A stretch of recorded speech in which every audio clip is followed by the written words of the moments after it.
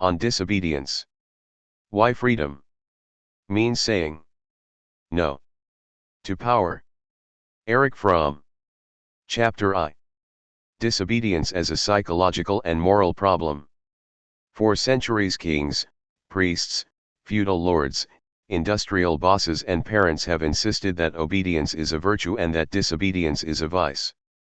In order to introduce another point of view, let us set against this position the following statement: human history began with an act of disobedience, and it is not unlikely that it will be terminated by an act of obedience. Human history was ushered in by an act of disobedience according to the Hebrew and Greek myths. Adam and Eve, living in the Garden of Eden, were part of nature, they were in harmony with it, yet did not transcend it. They were in nature as the fetus is in the womb of the mother. They were human, and at the same time not yet human. All this changed when they disobeyed an order. By breaking the ties with earth and mother, by cutting the umbilical cord, man emerged from a pre-human harmony and was able to take the first step into independence and freedom. The act of disobedience set Adam and Eve free and opened their eyes. They recognized each other as strangers and the world outside them as strange and even hostile. Their act of disobedience broke the primary bond with nature and made them individuals. Original sin, far from corrupting man, set him free. It was the beginning of history. Man had to leave the Garden of Eden in order to learn to rely on his own powers and to become fully human.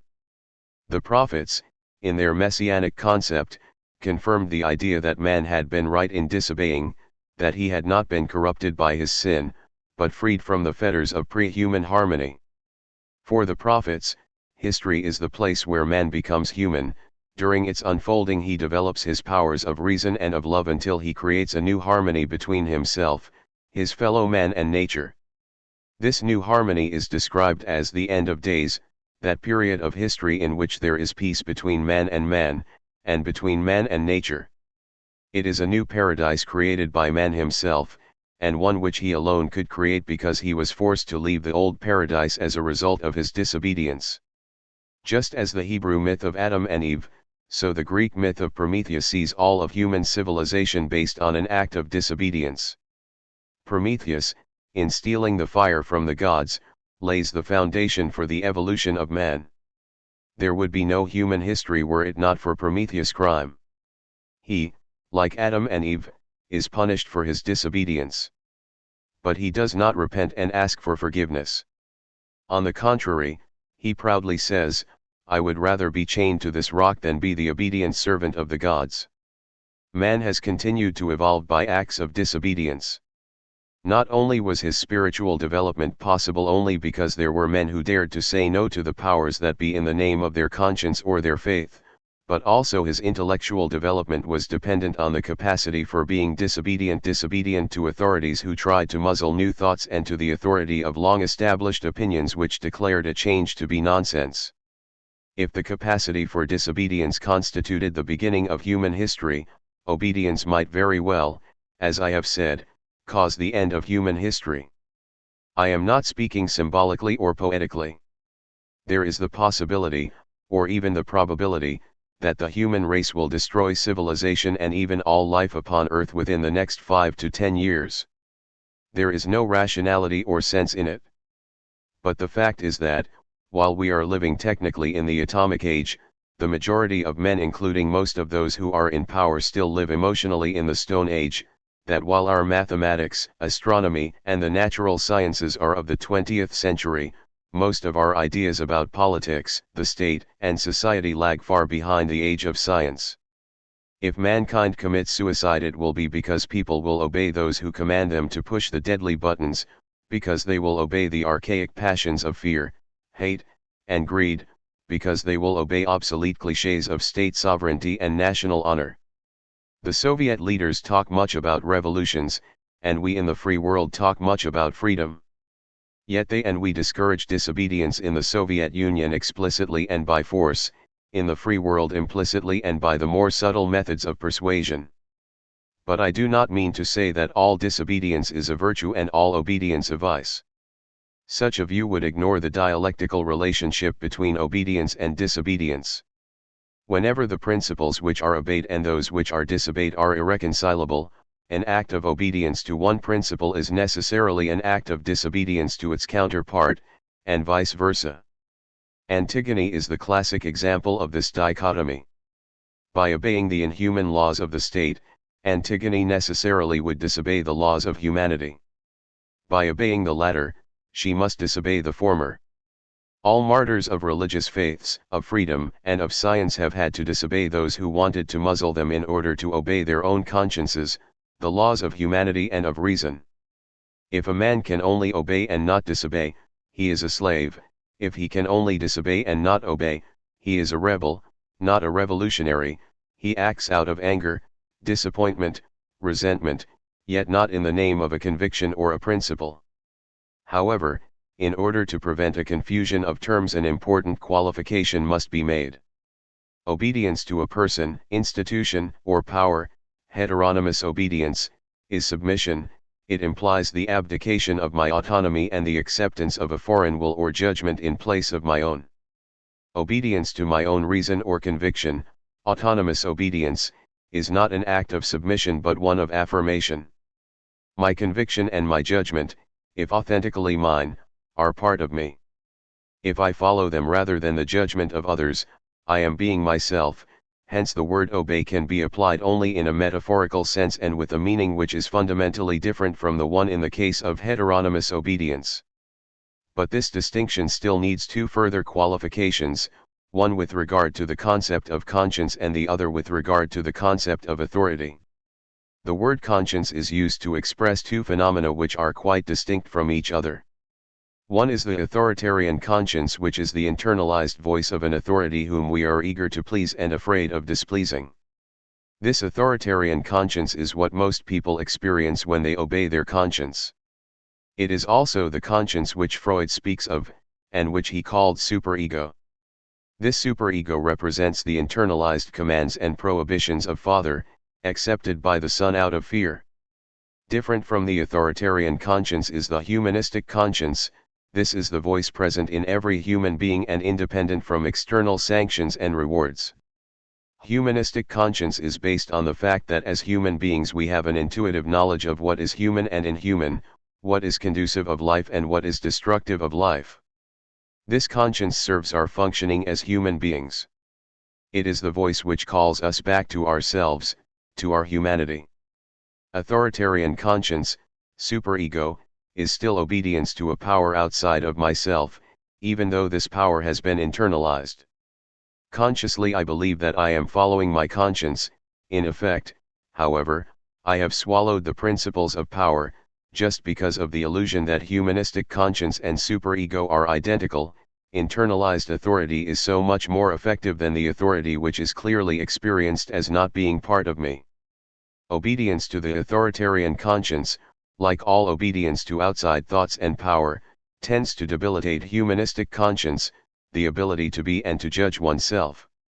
The statement, on the other hand, that obedience to another person is ipso facto submission needs also to be qualified by distinguishing irrational from rational authority. An example of rational authority is to be found in the relationship between student and teacher, one of irrational authority in the relationship between slave and master. Both relationships are based on the fact that the authority of the person in command is accepted. Dynamically, however, they are of a different nature. The interests of the teacher and the student, in the ideal case, lie in the same direction. The teacher is satisfied if he succeeds in furthering the student. If he has failed to do so, the failure is his and the student's. The slave owner, on the other hand, wants to exploit the slave as much as possible. The more he gets out of him, the more satisfied he is. At the same time, the slave tries to defend as best he can his claims for a minimum of happiness. The interests of slave and master are antagonistic, because what is advantageous to the one is detrimental to the other. The superiority of the one over the other has a different function in each case. In the first it is the condition for the furtherance of the person subjected to the authority, and in the second it is the condition for his exploitation.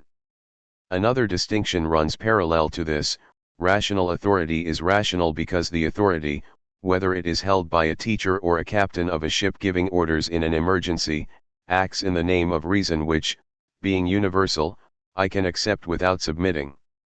Irrational authority has to use force or suggestion, because no one would let himself be exploited if he were free to prevent it. Why is man so prone to obey, and why is it so difficult for him to disobey? As long as I am obedient to the power of the state, the church, or public opinion, I feel safe and protected.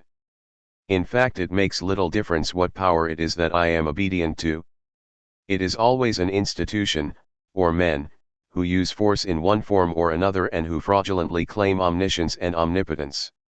My obedience makes me part of the power I worship, and hence I feel strong.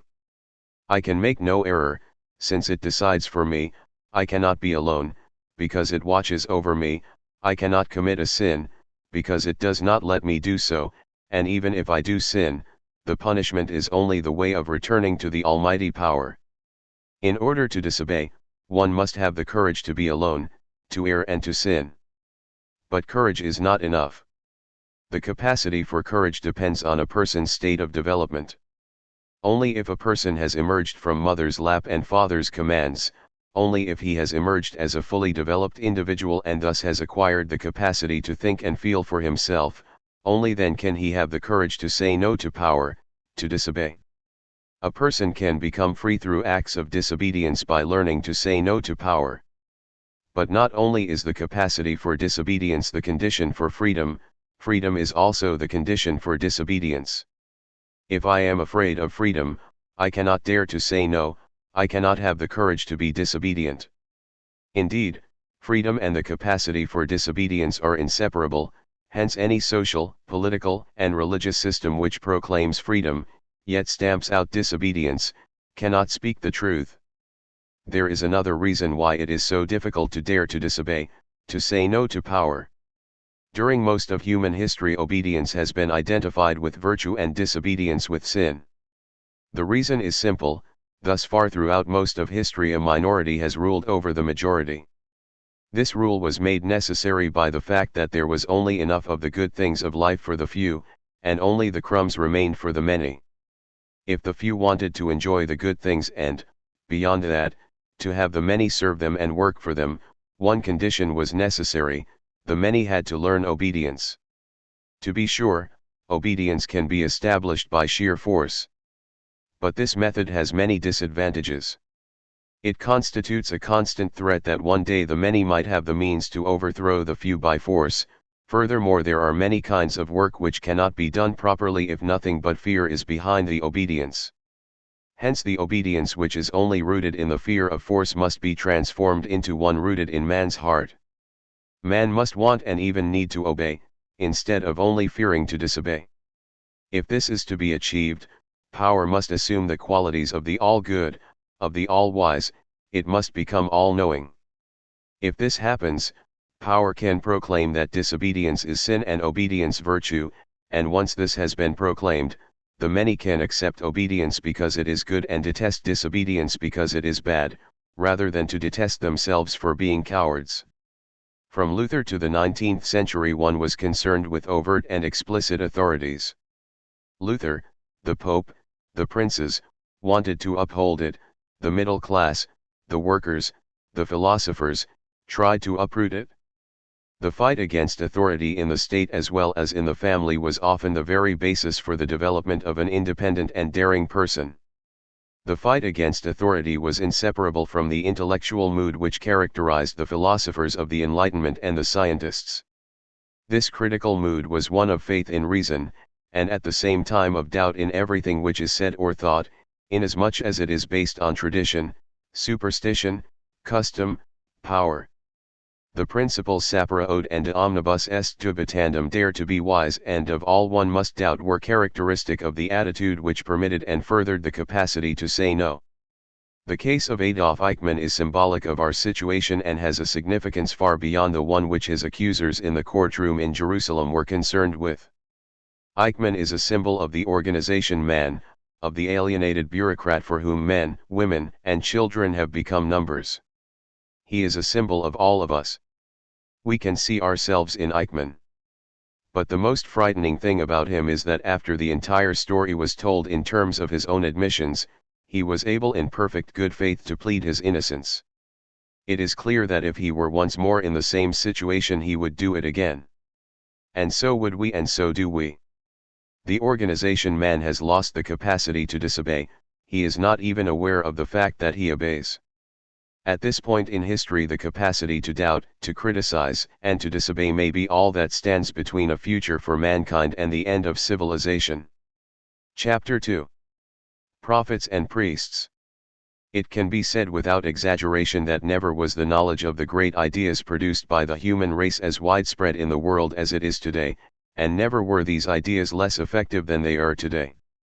The ideas of Plato and Aristotle, of the prophets and of Christ, of Spinoza and Kant, are known to millions among the educated classes in Europe and America. They are taught at thousands of institutions of higher learning, and some of them are preached in the churches of all denominations everywhere. And all this in a world which follows the principles of unrestricted egotism, which breeds hysterical nationalism, and which is preparing for an insane mass slaughter. How can one explain this discrepancy? Ideas do not influence man deeply when they are only taught as ideas and thoughts. Usually, when presented in such a way, they change other ideas, new thoughts take the place of old thoughts, new words take the place of old words. But all that has happened is a change in concepts and words. Why should it be different? It is exceedingly difficult for a man to be moved by ideas, and to grasp a truth. In order to do that, he needs to overcome deep-seated resistances of inertia, fear of being wrong, or of straying away from the herd. Just to become acquainted with other ideas is not enough, even though these ideas in themselves are right and potent. But ideas do have an effect on man if the idea is lived by the one who teaches it, if it is personified by the teacher, if the idea appears in the flesh. If a man expresses the idea of humility and is humble, then those who listen to him will understand what humility is. They will not only understand, but they will believe that he is talking about a reality, and not just voicing words. The same holds true for all ideas which a man, a philosopher, or a religious teacher may try to convey. Those who announce ideas and not necessarily new ones and at the same time live them we may call prophets. The Old Testament prophets did precisely that.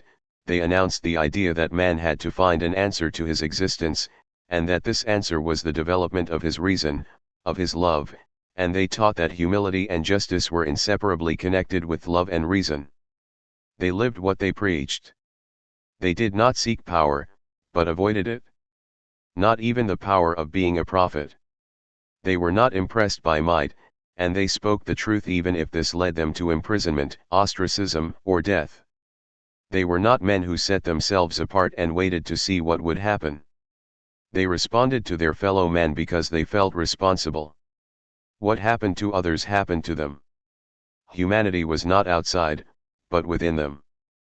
Precisely because they saw the truth they felt the responsibility to tell it. They did not threaten, but they showed the alternatives with which man was confronted. It is not that a prophet wishes to be a prophet, in fact, only the false ones have the ambition to become prophets. His becoming a prophet is simple enough, because the alternatives which he sees are simple enough. The prophet Amos expressed this idea very succinctly: the lion has roared, who will not be afraid? God has spoken, who will not be a prophet? The phrase God has spoken here means simply that the choice has become unmistakably clear. There can be no more doubt. There can be no more evasion. Hence the man who feels responsible has no choice but to become a prophet, whether he has been herding sheep, tending his vineyards, or developing and teaching ideas. It is the function of the prophet to show reality, to show alternatives and to protest. It is his function to call loudly, to awake man from his customary half-slumber. It is the historical situation which makes prophets, not the wish of some men to be prophets. Many nations have had their prophets.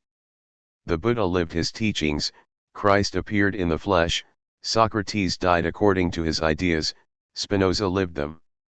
And they all made a deep imprint on the human race precisely because their idea was manifested in the flesh in each one of them. Prophets appear only at intervals in the history of humanity. They die and leave their message. The message is accepted by millions, it becomes dear to them. This is precisely the reason why the idea becomes exploitable for others who can make use of the attachment of the people to these ideas, for their own purposes, those of ruling and controlling. Let us call the men who make use of the idea the prophets have announced the priests. The prophets live their ideas. The priests administer them to the people who are attached to the idea. The idea has lost its vitality. It has become a formula. The priests declare that it is very important how the idea is formulated. Naturally, the formulation becomes always important after the experience is dead. How else could one control people by controlling their thoughts, unless there is the correct formulation? The priests use the idea to organize men, to control them through controlling the proper expression of the idea, and when they have anesthetized man enough, they declare that man is not capable of being awake and of directing his own life, and that they, the priests, act out of duty, or even compassion, when they fulfill the function of directing men who, if left to themselves, are afraid of freedom. It is true not all priests have acted that way, but most of them have, especially those who wielded power. There are priests not only in religion. There are priests in philosophy and priests in politics. Every philosophical school has its priests. Often they are very learned. It is their business to administer the idea of the original thinker, to impart it, to interpret it, to make it into a museum object and thus to guard it. Then there are the political priests. We have seen enough of them in the last 150 years. They have administered the idea of freedom, to protect the economic interests of their social class. In the 20th century, the priests have taken over the administration of the ideas of socialism. While this idea aimed at the liberation and independence of man, the priests declared in one way or another that man was not capable of being free, or at least that he would not be for a long time. Until then they were obliged to take over, and to decide how the idea was to be formulated, and who was a faithful believer and who was not. The priests usually confuse the people because they claim that they are the successors of the prophet, and that they live what they preach. Yet, while a child could see that they live precisely the opposite of what they teach, the great mass of the people are brainwashed effectively, and eventually they come to believe that if the priests live in splendor they do so as a sacrifice, because they have to represent the great idea, or if they kill ruthlessly they only do so out of revolutionary faith. No historical situation could be more conducive to the emergence of prophets than ours. The existence of the entire human race is threatened by the madness of preparing nuclear war. Stone Age mentality and blindness have led to the point where the human race seems to be moving rapidly toward the tragic end of its history at the very moment when it is near to its greatest achievement. At this point humanity needs prophets, even though it is doubtful whether their voices will prevail against that of the priests. Among the few in whom the idea has become manifest in the flesh, and whom the historical situation of mankind has transformed from teachers into prophets, is Bertrand Russell. He happens to be a great thinker, but that is not really essential to his being a prophet. He, together with Einstein and Schweitzer, represents the answer of Western humanity to the threat to its existence, because all three of them have spoken up, have warned, and have pointed out the alternatives. Schweitzer lived the idea of Christianity by working in Lambarene. Einstein lived the idea of reason and humanism by refusing to join the hysterical voices of nationalism of the German intelligentsia in 1914 and many times after that. Bertrand Russell for many decades expressed his ideas on rationality and humanism in his books, but in recent years he has gone out to the marketplace to show all men that when the laws of the country contradict the laws of humanity, a true man must choose the laws of humanity. Bertrand Russell has recognized that the idea, even if embodied in one person, gains social significance only if it is embodied in a group. When Abraham argued with God about Sodom's fate, and challenged God's justice, he asked that Sodom be spared if there were only 10 just men, but not less. If there were less than 10, that is to say, if there were not even the smallest group in which the idea of justice had become embodied, even Abraham could not expect the city to be saved. Bertrand Russell tries to prove that there are the 10 who can save the city. That is why he has organized people, has marched with them, and has sat down with them and been carried off with them in police vans. While his voice is a voice in the wilderness, it is, nevertheless, not an isolated voice. It is the leader of a chorus, whether it is the chorus of a Greek tragedy or that of Beethoven's Ninth Symphony only the history of the next few years will reveal. Among the ideas which Bertrand Russell embodies in his life, perhaps the first one to be mentioned is man's right and duty to disobedience.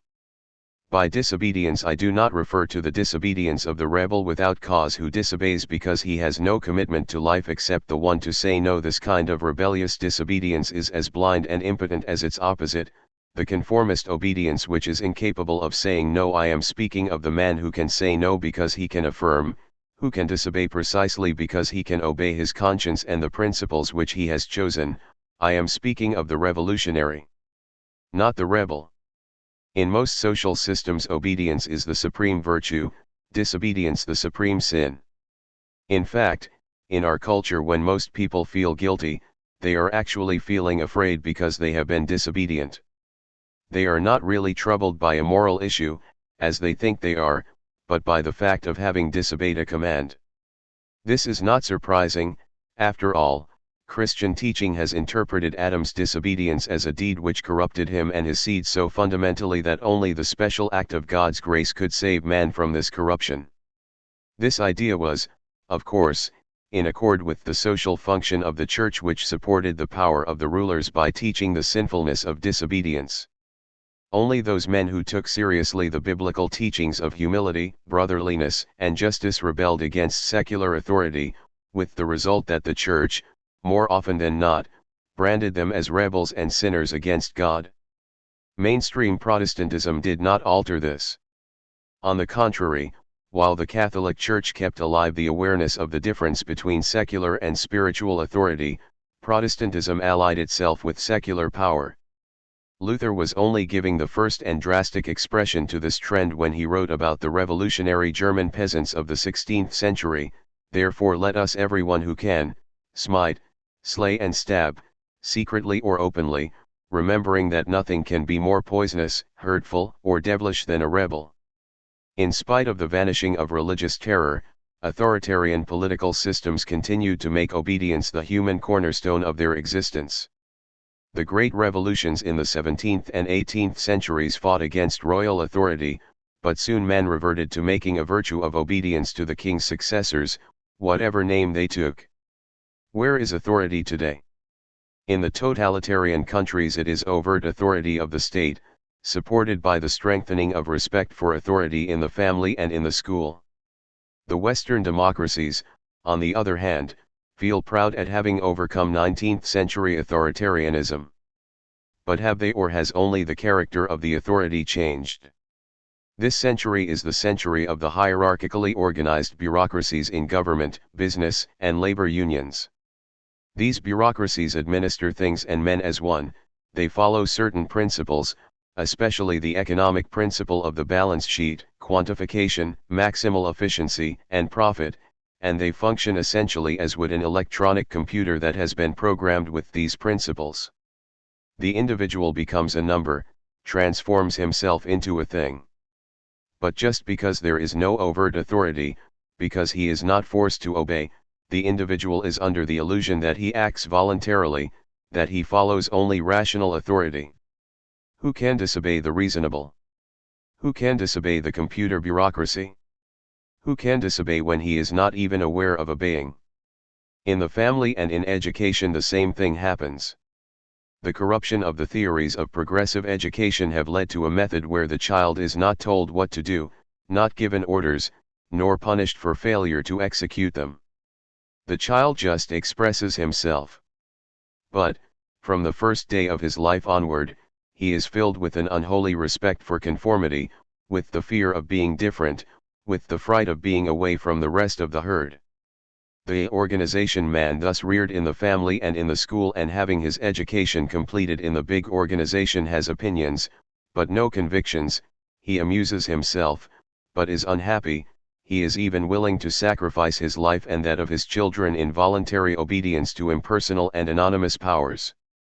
He accepts the calculation of deaths which has become so fashionable in the discussions on thermonuclear war, half the population of a country dead quite acceptable, 2/3 dead maybe not. The question of disobedience is of vital importance today. While, according to the Bible, human history began with an act of disobedience, Adam and Eve, while, according to Greek myth, civilization began with Prometheus' act of disobedience, it is not unlikely that human history will be terminated by an act of obedience, by the obedience to authorities who themselves are obedient to archaic fetishes of state sovereignty, national honor, military victory, and who will give the orders to push the fatal buttons to those who are obedient to them and to their fetishes. Disobedience, then, in the sense in which we use it here, is an act of the affirmation of reason and will. It is not primarily an attitude directed against something, but for something, for man's capacity to see, to say what he sees, and to refuse to say what he does not see. To do so he does not need to be aggressive or rebellious, he needs to have his eyes open, to be fully awake, and willing to take the responsibility to open the eyes of those who are in danger of perishing because they are half asleep. Karl Marx once wrote that Prometheus, who said that he would rather be chained to his rock than to be the obedient servant of the gods, is the patron saint of all philosophers. This consists in renewing the Promethean function of life itself. Marx's statement points very clearly to the problem of the connection between philosophy and disobedience. Most philosophers were not disobedient to the authorities of their time. Socrates obeyed by dying, Spinoza declined the position of a professor rather than to find himself in conflict with authority, Kant was a loyal citizen, Hegel exchanged his youthful revolutionary sympathies for the glorification of the state in his later years. Yet, in spite of this, Prometheus was their patron saint. It is true, they remained in their lecture halls and their studies and did not go to the marketplace, and there were many reasons for this which I shall not discuss now. But as philosophers they were disobedient to the authority of traditional thoughts and concepts, to the clichés which were believed and taught. They were bringing light to darkness, they were waking up those who were half asleep, they dared to know. The philosopher is disobedient to clichés and to public opinion because he is obedient to reason and to mankind. It is precisely because reason is universal and transcends all national borders, that the philosopher who follows reason is a citizen of the world. Man is his object, not this or that person, this or that nation. The world is his country, not the place where he was born.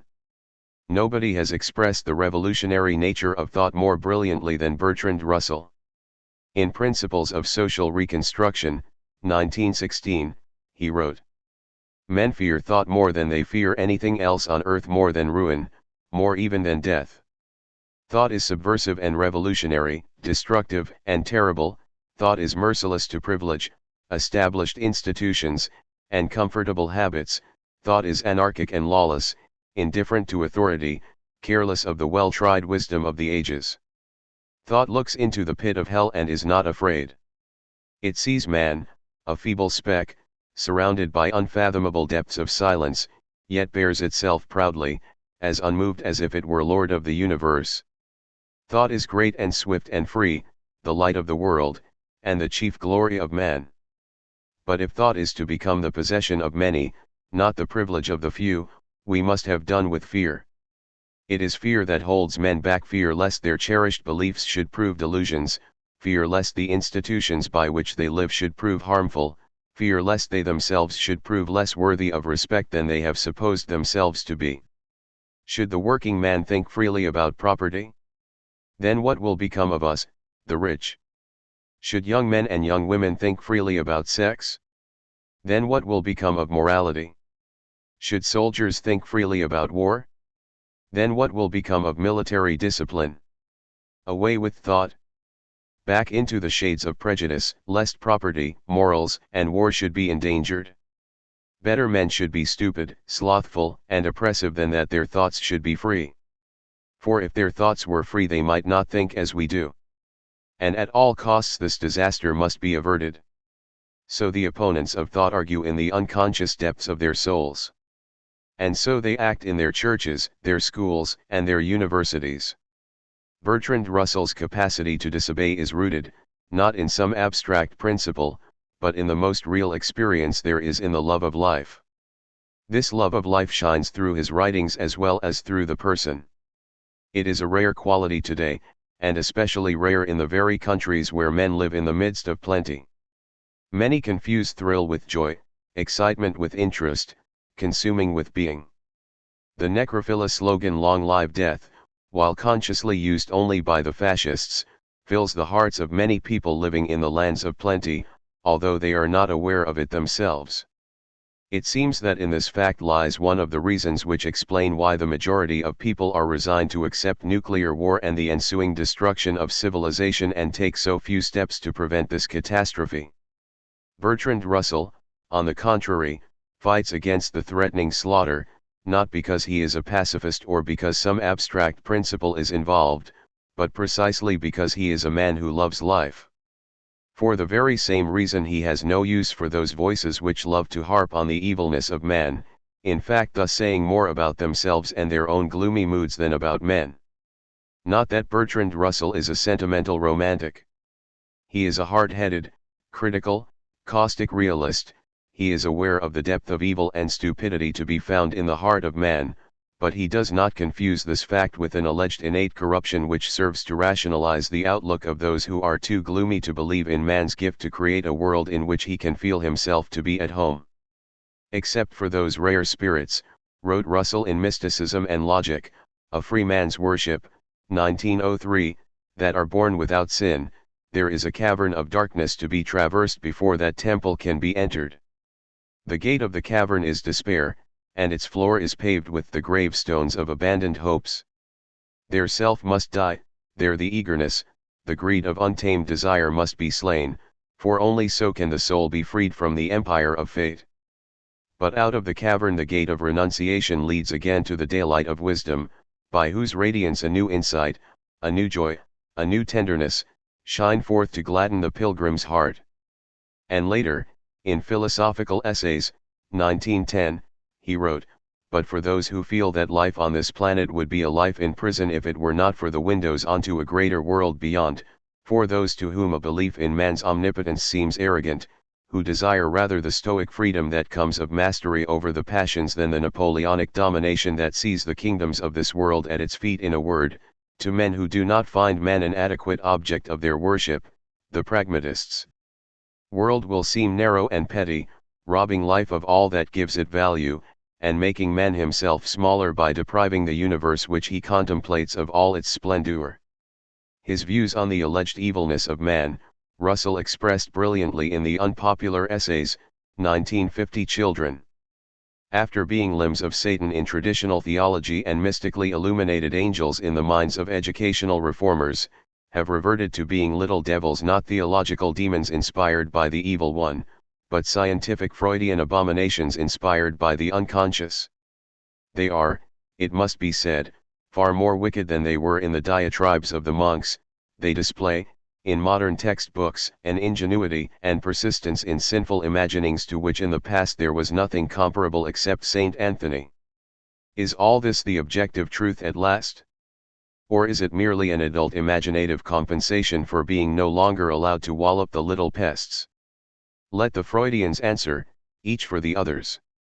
One more quotation from Russell's writings which shows how deeply this humanist thinker has experienced this joy of living.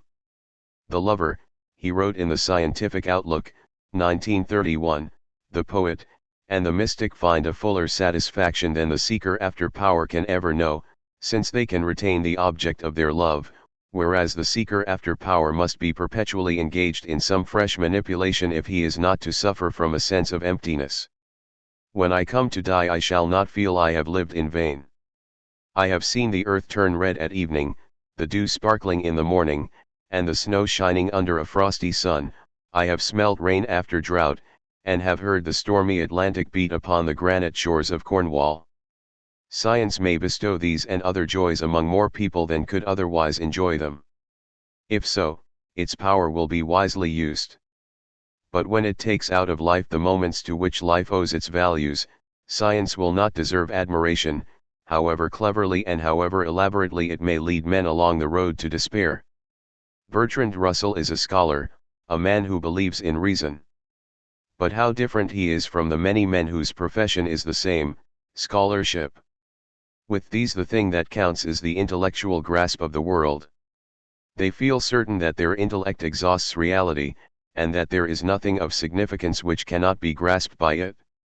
They are skeptical toward everything which cannot be caught in an intellectual formula, but they are naively unskeptical toward their own scientific approach.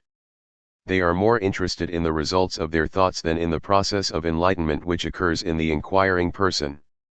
Russell spoke of this kind of intellectual procedure when discussing pragmatism in his philosophical essays.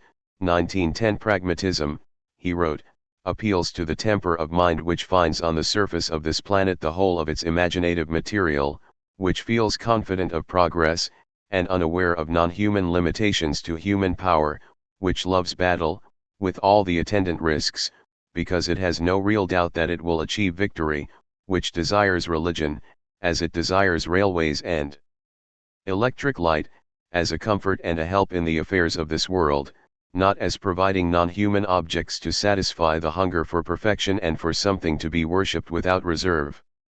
For Russell, in contrast to the pragmatist, rational thought is not the quest for certainty, but an adventure, an act of self-liberation and of courage, which changes the thinker by making him more awake and more alive.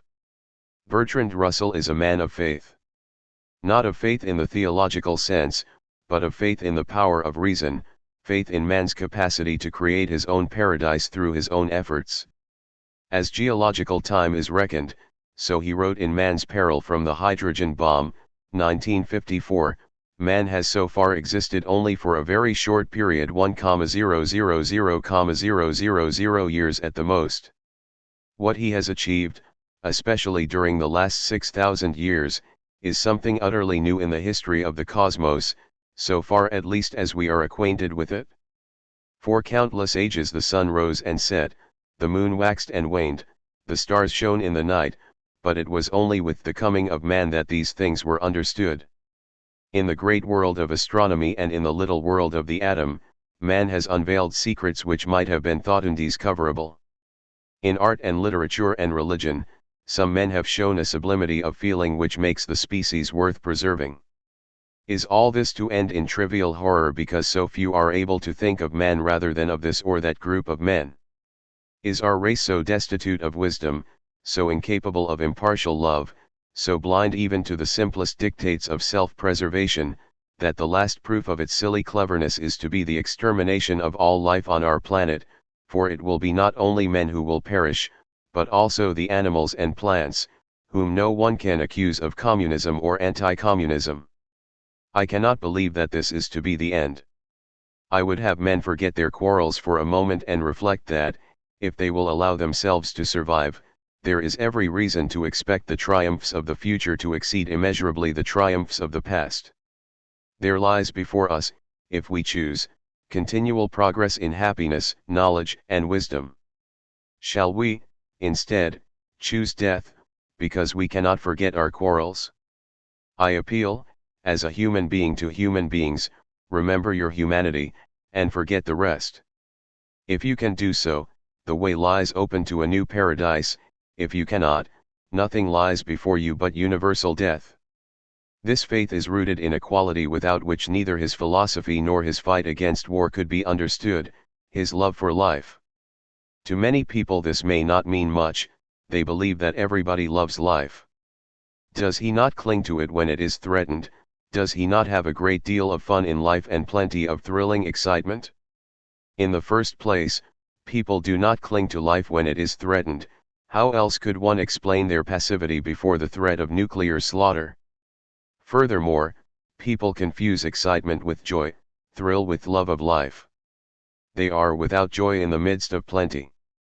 The fact is that all the virtues for which capitalism is praised, individual initiative, the readiness to take risks, independence, have long disappeared from industrial society and are to be found mainly in westerns and among gangsters. In bureaucratized, centralized industrialism.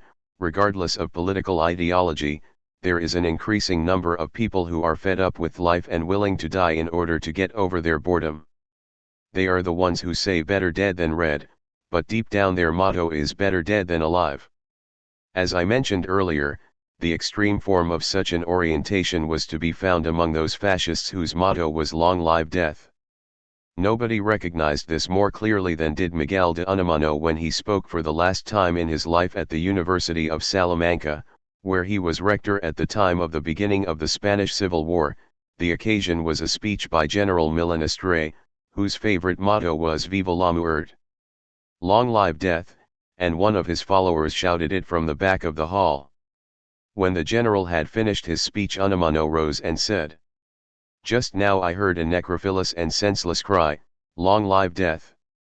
And I, who have spent my life shaping paradoxes which have aroused the uncomprehending anger of others, I must tell you, as an expert authority, that this outlandish paradox is repellent to me. General Milanestre is a cripple. Let it be said without any slighting undertone. He is a war invalid. So was Cervantes. Unfortunately, there are too many cripples in Spain just now. And soon there will be even more of them if God does not come to our aid. It pains me to think that General Milanestre should dictate the pattern of mass psychology. A cripple who lacks the spiritual greatness of a Cervantes is wont to seek ominous relief in causing mutilation around him." At this, Milanestre was unable to restrain himself any longer. "Abajo la inteligencia!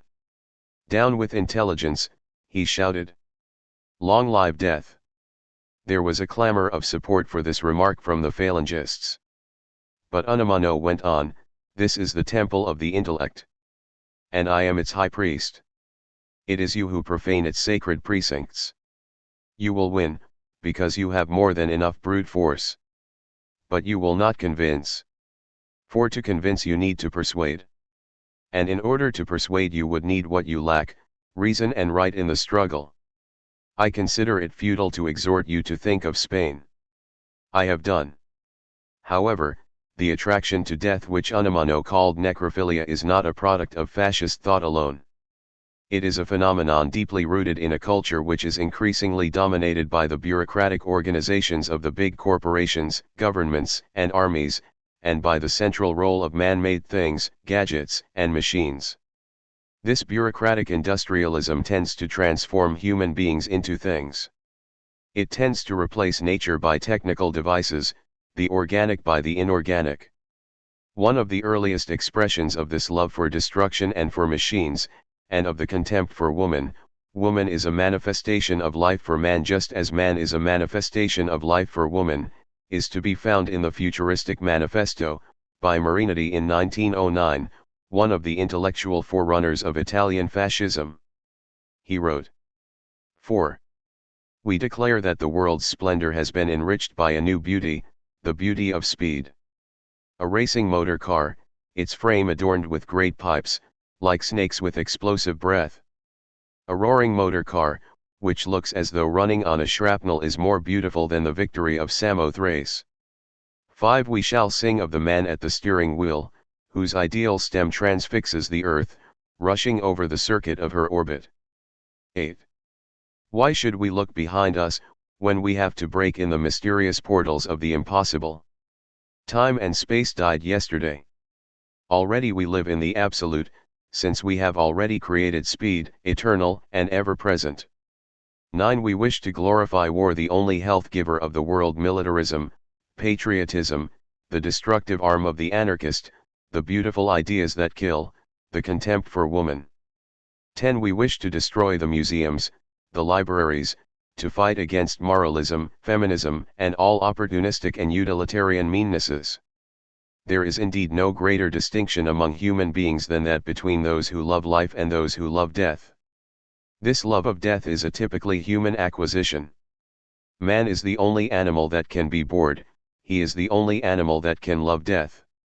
While the impotent man, I am not referring to sexual impotence, cannot create life, he can destroy it and thus transcend it. The love of death in the midst of living is the ultimate perversion. There are some who are the true necrophiles and they salute war and promote it, even though they are mostly not aware of their motivation and rationalize their desires as serving life, honor, or freedom. They are probably the minority, but there are many who have never made the choice between life and death, and who have escaped in busyness in order to hide this. They do not salute destruction, but they also do not salute life. They lack the joy of life which would be necessary to oppose war vigorously. Goethe once said that the most profound distinction between various historical periods is that between belief and disbelief, and added that all epochs in which belief dominates are brilliant, uplifting, and fruitful, while those in which disbelief dominates vanish because nobody cares to devote himself to the unfruitful. The belief Goethe spoke of is deeply rooted in the love of life. Cultures which create the conditions for loving life are also cultures of belief. Those which cannot create this love also cannot create belief. Bertrand Russell is a man of belief. In reading his books and in watching his activities for peace, his love of life seems to me the mainspring of his whole person. He warns the world of impending doom precisely as the prophets did, because he loves life and all its forms and manifestations. He, again like the prophets, is not a determinist who claims that the historical future is already determined. He is an alternativist who sees that what is determined are certain limited and ascertainable alternatives. Our alternative is that between the end of the nuclear arms race and destruction. Whether the voice of this prophet will win over the voices of doom and weariness depends on the degree of vitality the world and especially the younger generation has preserved. If we are to perish, we cannot claim not to have been warned. Chapter 3. Let man prevail. When the medieval world was torn wide open, Western man seemed to be headed for the final fulfillment of his keenest dreams and visions. He freed himself from the authority of a totalitarian church, the weight of traditional thought, the geographical limitations of a half-discovered globe. He discovered nature and the individual. He became aware of his own strength, of his capacity to make himself the ruler over nature and over traditionally given circumstances. He believed that he would be capable of achieving a synthesis between his newborn sense of strength and rationality and the spiritual values of his humanistic spiritual tradition, between the prophetic idea of the messianic time of peace and justice to be achieved by mankind in the historical process and the Greek tradition of theoretical thought. In the centuries following the Renaissance and the Reformation, he built a new science which eventually led to the release of hitherto unheard of productive powers and to the complete transformation of the material world. He created political systems which seemed to guarantee the free and productive development of the individual. He reduced the time of work to such an extent that Western man is free to enjoy hours of leisure to an extent his forefathers had hardly dreamed of. Yet where are we today? The world is divided into two camps, the capitalist and the communist camp. Both camps believe that they have the key to the fulfillment of the human hopes of generations past. Both maintain that, while they must coexist, their systems are incompatible. Are they right? Are they not both in the process of converging into a new industrial neo-feudalism, into industrial societies, led and manipulated by big, powerful bureaucracy societies in which the individual becomes a well-fed and well-entertained automaton who loses his individuality, his independence, and his humanity? Have we to resign ourselves to the fact that we can master nature and produce goods in an ever-increasing degree, but that we must give up the hope for a new world of solidarity and justice, that this ideal will be lost in an empty technological concept of progress? Is there no other alternative than that between capitalist and communist managerial industrialism? Can we not build an industrial society in which the individual retains his role as an active, responsible member who controls circumstances, rather than being controlled by them? Are economic wealth and human fulfillment really incompatible? These two camps not only compete economically and politically, they are both set against each other in deadly fear of an atomic attack which will wipe out both, if not all civilization. Indeed, man has created the atomic bomb. It is the result of one of his greatest intellectual achievements. But he has lost the mastery over his own creation. The bomb has become his master, the forces of his own creation have become his most dangerous enemy. Is there still time to reverse this course? Can we succeed in changing it and becoming the masters of circumstances, rather than allowing circumstances to rule us? Can we overcome the deep-seated roots of barbarism which make us try to solve problems in the only way in which they can never be solved, by force, violence, and killing? Can we close the gap between our great intellectual achievement and our emotional and moral backwardness? In order to answer these questions, a more detailed examination of Western man's present position is necessary. To most Americans, the case for the success of our mode of industrial organization seems to be clear and overwhelming. New productive forces, steam, electricity, oil, and atomic energy, and new forms of organization of work, central planning, bureaucratization, increased division of labor, automation have created a material wealth in the most advanced industrial countries which has done away with the extreme poverty in which the majority of their populations lived 100 years ago. Working hours have been reduced from 70 to 40 hours per week in the last 100 years, and with increasing automation an ever shorter working day may give man an undreamed of amount of leisure. Basic education has been brought to every child, higher education to a considerable percentage of the total population. Movies, radio, television, sports, and hobbies fill out the many hours which man now has for his leisure. Indeed, it seems that for the first time in history the vast majority and soon all men in the Western world will be primarily concerned with living, rather than with the struggle to secure the material conditions for living. It seems that the fondest dreams of our forefathers are close to their realization, and that the Western world has found the answer to the question what the good life is. While the majority of men in North America and Western Europe still share this outlook, there are an increasing number of thoughtful and sensitive persons who see the flaws in this enticing picture. They notice, first of all, that even within the richest country in the world, the USA, about 1/5 of the population does not share in the good life of the majority, that a considerable number of our fellow citizens have not reached the material standard of living which is the basis for a dignified human existence.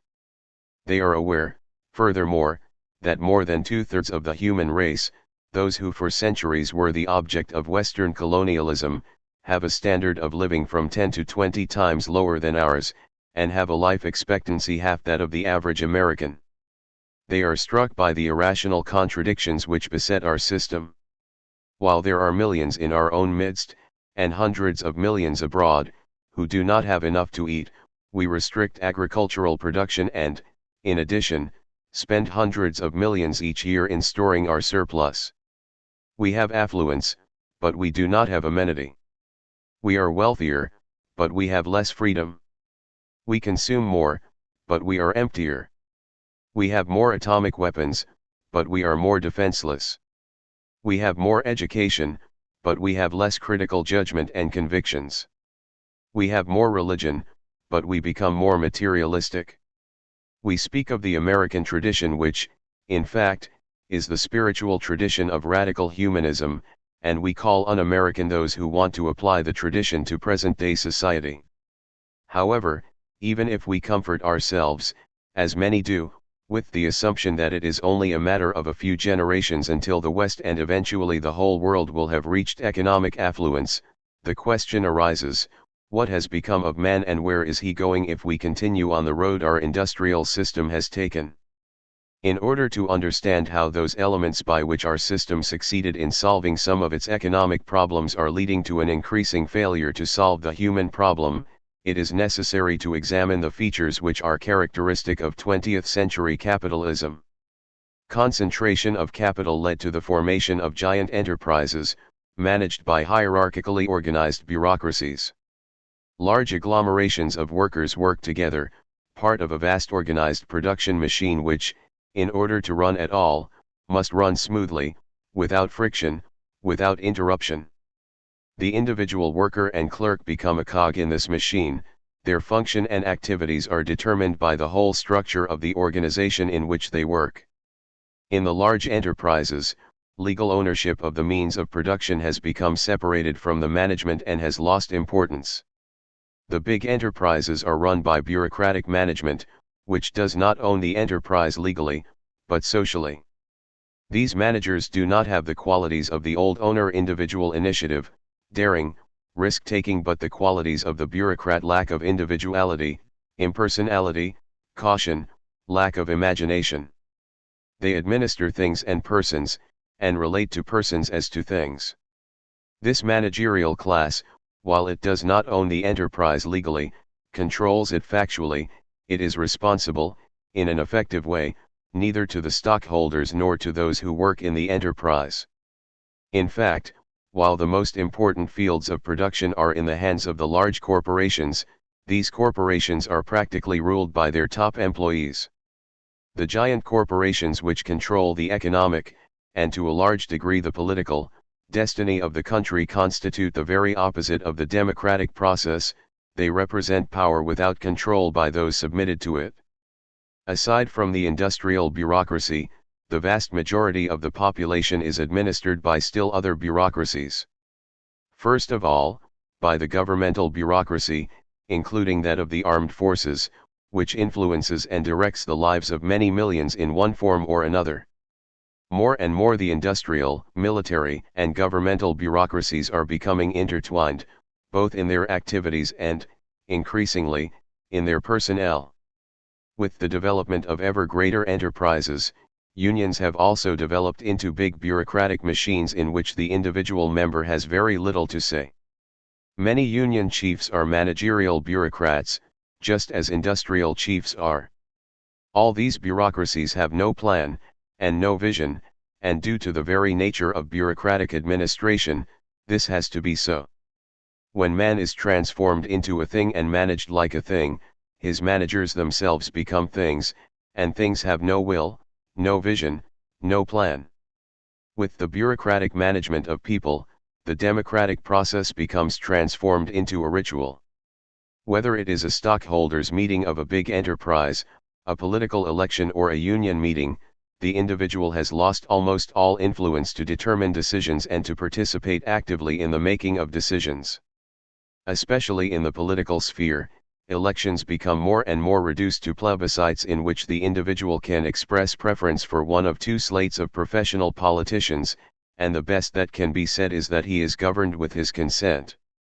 But the means to bring about this consent are those of suggestion and manipulation, and, with all that, the most fundamental decisions, those of foreign policy which involve peace and war, are made by small groups which the average citizen hardly even knows.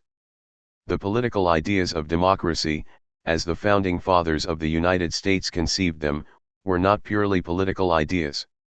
They were rooted in the spiritual tradition which came to us from prophetic messianism, the Gospels, humanism, and from the Enlightenment philosophers of the 18th century. All these ideas and movements were centered around one hope, that man, in the course of his history, can liberate himself from poverty, ignorance, and injustice, and that he can build a society of harmony, peace, and union between man and between man and nature. The idea that history has a goal and the faith in man's perfectibility within the historical process have been the most specific elements of Occidental thought. They are the soil in which the American tradition is rooted and from which it draws its strength and vitality. What has happened to the idea of the perfectibility of man and of society? It has deteriorated into a flat concept of progress, into a vision of the production of more and better things, rather than standing for the birth of the fully alive and productive man. Our political concepts have today lost their spiritual roots. They have become matters of expediency, judged by the criterion of whether they help us to a higher standard of living and to a more effective form of political administration. Having lost their roots in the hearts and longings of man, they have become empty shells, to be thrown away if expediency warrants it. The individual is managed and manipulated not only in the sphere of production, but also in the sphere of consumption, which allegedly is the one in which the individual expresses his free choice. Whether it is the consumption of food, clothing, liquor, cigarettes, movies, or television programs, a powerful suggestion apparatus is employed with two purposes: first, to constantly increase the individual's appetite for new commodities, and second, to direct these appetites into the channels most profitable for industry. The very size of the capital investment in the consumer goods industry and the competition between a few giant enterprises make it necessary not to leave consumption to chance, nor to leave the consumer a free choice of whether he wants to buy more and what he wants to buy. His appetites have to be constantly whetted, tastes have to be manipulated, managed, and made predictable. Man is transformed into the consumer, the eternal suckling, whose one wish is to consume more and better things. While our economic system has enriched man materially, it has impoverished him humanly. Notwithstanding all propaganda and slogans about the Western world's faith in God, its idealism, its spiritual concern, our system has created a materialistic culture and a materialistic man. During his working hours, the individual is managed as part of a production team. During his hours of leisure time, he is managed and manipulated to be the perfect consumer who likes what he is told to like and yet has the illusion that he follows his own tastes. All the time he is hammered at by slogans, by suggestions, by voices of unreality which deprive him of the last bit of realism he may still have. From childhood on, true convictions are discouraged. There is little critical thought, there is little real feeling, and hence only conformity with the rest can save the individual from an unbearable feeling of loneliness and lostness. The individual does not experience himself as the active bearer of his own powers and inner richness, but as an impoverished thing, dependent on powers outside of himself into which he has projected his living substance. Man is alienated from himself and bows down before the works of his own hands. He bows down before the things he produces, before the state and before the leaders of his own making. His own act becomes to him an alien power, standing over and against him instead of being ruled by him. More than ever in history, the consolidation of our own product to an objective force above us, outgrowing our control, defeating our expectations, annihilating our calculations, is one of the main factors determining our development. His products, his machines, and the state have become the idols of modern man, and these idols represent his own life forces in alienated form. Indeed, Marx was right in recognizing that the place of all physical and mental senses has been taken by the self-alienation of all these senses, by the sense of having. Private property has made us so stupid and impotent that things become ours only if we have them, that is, if they exist for us as capital, and are owned by us, eaten by us, drunk by us, that is, used by us. We are poor in spite of all our wealth because we have much, but we are little. As a result, the average man feels insecure, lonely, depressed, and suffers from a lack of joy in the midst of plenty. Life does not make sense to him. He is dimly aware that the meaning of life cannot lie in being nothing but a consumer. He could not stand the joylessness and meaninglessness of life were it not for the fact that the system offers him innumerable avenues of escape, ranging from television to tranquilizers, which permit him to forget that he is losing more and more of all that is valuable in life. In spite of all slogans to the contrary, we are quickly approaching a society governed by bureaucrats who administer a mass man, well-fed, well taken care of, dehumanized and depressed. We produce machines that are like men and men who are like machines. That which was the greatest criticism of socialism 50 years ago, that it would lead to uniformity, bureaucratization, centralization, and a soulless materialism, is a reality of today's capitalism. We talk of freedom and democracy, yet an increasing number of people are afraid of the responsibility of freedom, and prefer the slavery of the well-fed robot. They have no faith in democracy and are happy to leave it to the political experts to make the decisions. We have created a widespread system of communication by means of radio, television, and newspapers. Yet people are misinformed and indoctrinated rather than informed about political and social reality. In fact, there is a degree of uniformity in our opinions and ideas which could be explained without difficulty if it were the result of political pressure and caused by fear. The fact is that all agree voluntarily, in spite of the fact that our system rests exactly on the idea of the right to disagreement and on the predilection for diversity of ideas. Double talk has become the rule in the free enterprise countries, as well as among their opponents. The latter call dictatorship people's democracies, the former call dictatorships freedom-loving people if they are political allies. Of the possibility of 50 million Americans being killed in an atomic attack, one speaks of the hazards of war, and one talks of victory in a showdown, when sane thinking makes it clear that there can be no victory for anyone in an atomic holocaust. Education, from primary to higher education, has reached a peak. Yet, while people get more education, they have less reason, judgment, and conviction. At best their intelligence is improved, but their reason, that is, their capacity to penetrate through the surface and to understand the underlying forces in individual and social life, is impoverished more and more. Thinking is increasingly split from feeling, and the very fact that people tolerate the threat of an atomic war hovering over all mankind, shows that modern man has come to a point where his sanity must be questioned. Man, instead of being the master of the machines he has built, has become their servant. But man is not made to be a thing, and with all the satisfactions of consumption, the life forces in man cannot be held in abeyance continuously. We have only one choice, and that is mastering the machine again, making production into a means and not an end, using it for the unfolding of man, or else the suppressed life energies will manifest themselves in chaotic and destructive forms. Man will want to destroy life rather than die of boredom. Can we make our mode of social and economic organization responsible for the state of man? As was indicated above, our industrial system, its way of production and consumption, the relations between human beings which it fosters, creates precisely the human situation which has been described.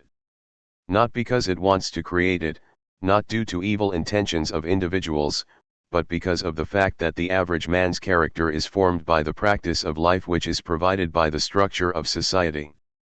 No doubt the form which capitalism has taken in the 20th century is very different from what it was in the 19th century, so different, in fact, that it is doubtful whether even the same term should be applied to both systems. The enormous concentration of capital in giant enterprises, the increasing separation of management from ownership, the existence of powerful trade unions, state subsidies for agriculture and for some parts of industry, the elements of the welfare state, elements of price control and a directed market, and many more features radically distinguish 20th century capitalism from that of the past.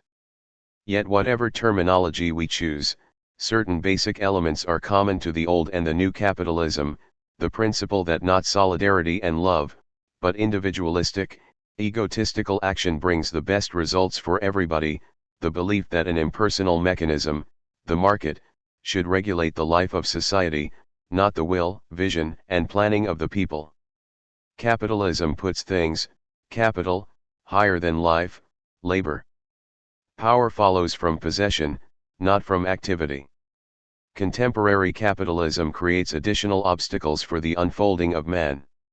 It needs smoothly working teams of workers, clerks, engineers, consumers. It needs them because big enterprises, led by bureaucracies, require this kind of organization and the organization man who fits into it. Our system must create people who fit its needs. It must create people who cooperate smoothly and in large numbers, people who want to consume more and more, people whose tastes are standardized and can be easily anticipated and influenced. It needs people who feel free and independent, not subject to any authority or principle of conscience, yet who are willing to be commanded to do what is expected of them, to fit into the social machine without friction. It needs people who can be guided without force, led without leaders, prompted without aim except the aim to make good, to be on the move, to go ahead. Production is guided by the principle that capital investment must bring profit, rather than by the principle that the real needs of people determine what is to be produced. Since everything, including radio, television, books and medicines, is subject to the profit principle, the people are manipulated into the kind of consumption which is often poisonous for the spirit, and sometimes also for the body. The failure of our society to fulfill the human aspirations rooted in our spiritual traditions has immediate consequences for the two most burning practical issues of our time, that of peace and that of the equalization between the wealth of the West and the poverty of 2/3 of mankind. The alienation of modern man with all its consequences makes it difficult for him to solve these problems. Because of the fact that he worships things and has lost the reverence for life, his own and that of his fellow men, he is blind not only to moral principles, but also to rational thought in the interest of his survival.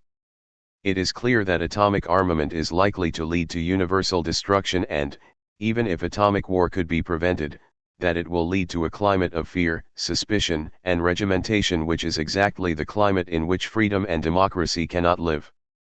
It is clear that the economic gap between poor and rich nations will lead to violent explosions and dictatorships, yet nothing but the most half-hearted and hence futile attempts are suggested to solve these problems. Indeed, it seems that we are going to prove that the gods blind those whom they want to destroy. Thus far goes the record of capitalism. What is the record of socialism? What did it intend and what did it achieve in those countries in which it had a chance of being realized? Socialism in the 19th century, in the Marxian form and in its many other forms, wanted to create the material basis for a dignified human existence for everybody. It wanted work to direct capital, rather than capital to direct work.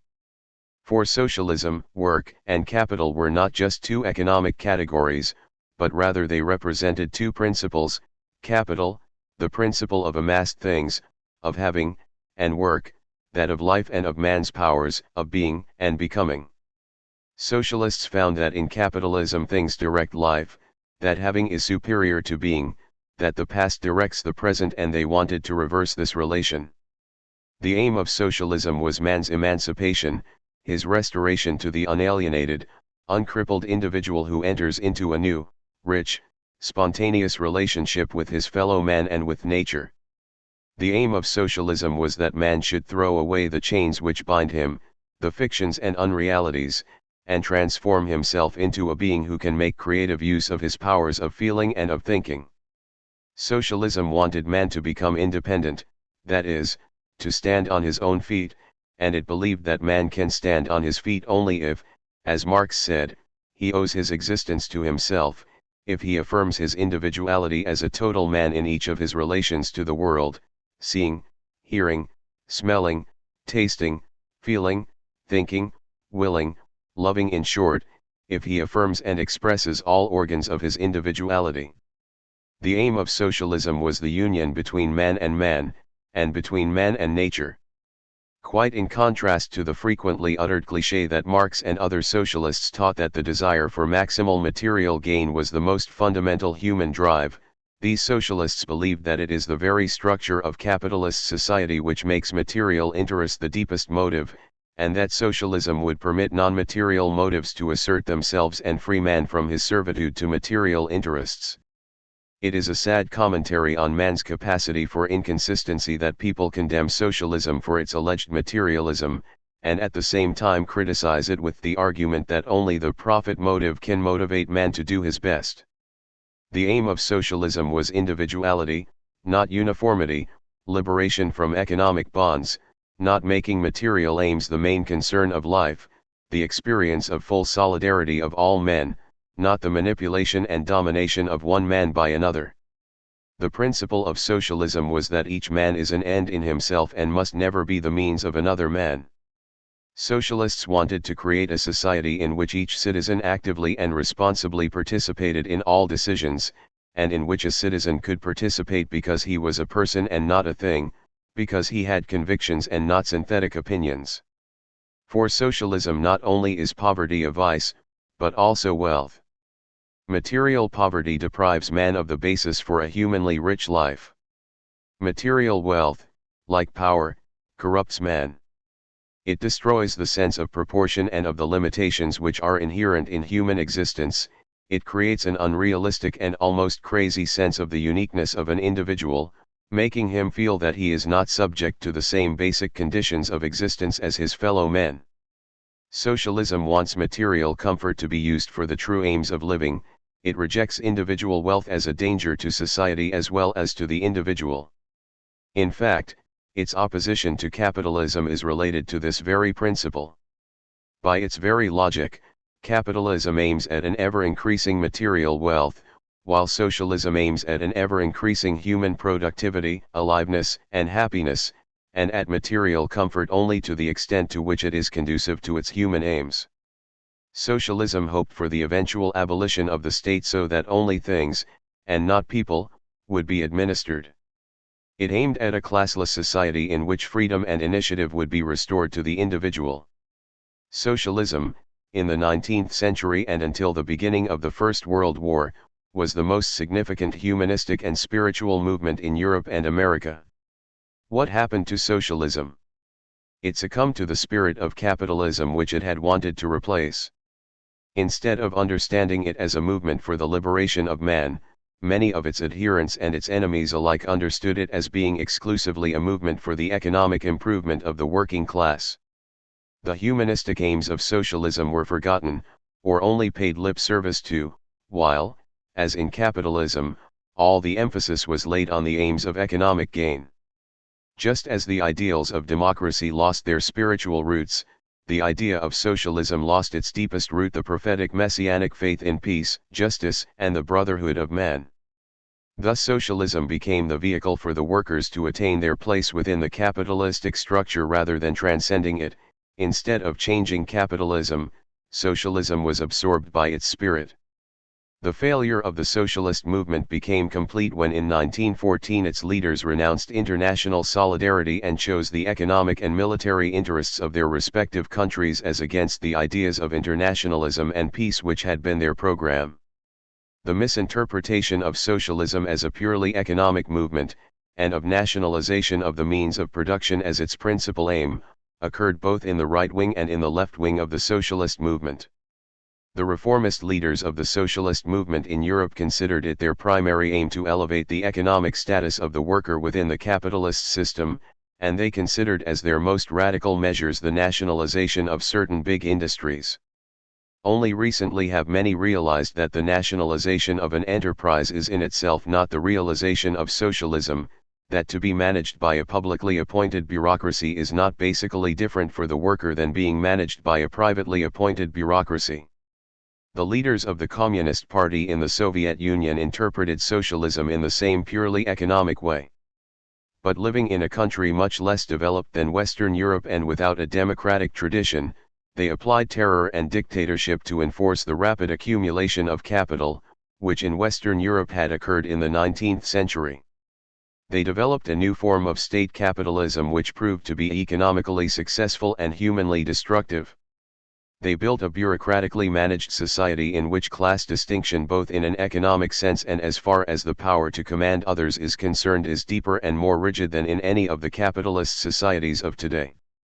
They define their system as socialistic because they have nationalized the whole economy, while in reality their system is the complete negation of all that socialism stands for, the affirmation of individuality and the full development of man. In order to win the support of the masses who had to make unendurable sacrifices for the sake of the fast accumulation of capital, they used socialistic, combined with nationalistic, ideologies, and this gained them the grudging cooperation of the governed. Thus far the free enterprise system is superior to the communist system because it has preserved one of the greatest achievements of modern man, political freedom, and with it a respect for the dignity and individuality of man, which links us with the fundamental spiritual tradition of humanism. It permits possibilities of criticism and of making proposals for constructive social change which are practically impossible in the Soviet police state. It is to be expected, however, that once the Soviet countries have achieved the same level of economic development that Western Europe and the United States have achieved, that is, once they can satisfy the demand for a comfortable life, they will not need terror, but will be able to use the same means of manipulation which are used in the West, suggestion and persuasion. This development will bring about the convergence of 20th century capitalism and 20th century communism. Both systems are based on industrialization. Their goal is ever-increasing economic efficiency and wealth. They are societies run by a managerial class and by professional politicians. They are both thoroughly materialistic in their outlook, regardless of lip service to Christian ideology in the West and secular messianism in the East. They organize the masses in a centralized system, in large factories, in political mass parties. In both systems, if they go on in the same way, the mass man, the alienated man, a well-fed, well-clothed, well-entertained automaton man governed by bureaucrats who have as little a goal as the mass man has, will replace the creative, thinking, feeling man. Things will have the first place, and man will be dead, he will talk of freedom and individuality, while he will be nothing. Where do we stand today? Capitalism and a vulgarized, distorted socialism have brought man to the point where he is in danger of becoming a dehumanized automaton. He is losing his sanity and stands at the point of total self-destruction. Only full awareness of his situation and its dangers and a new vision of a life which can realize the aims of human freedom, dignity, creativity, reason, justice, and solidarity can save us from almost certain decay, loss of freedom, or destruction. We are not forced to choose between a managerial free enterprise system and a managerial communist system. There is a third solution, that of democratic, humanistic socialism which, based on the original principles of socialism, offers the vision of a new, truly human society. Chapter 4. Humanist Socialism. On the basis of the general analysis of capitalism, communism, and humanistic socialism, a socialist program must differentiate between three aspects. What are the principles underlying the idea of a socialist party? What are the intermediate goals of humanistic socialism for the realization of which socialists work?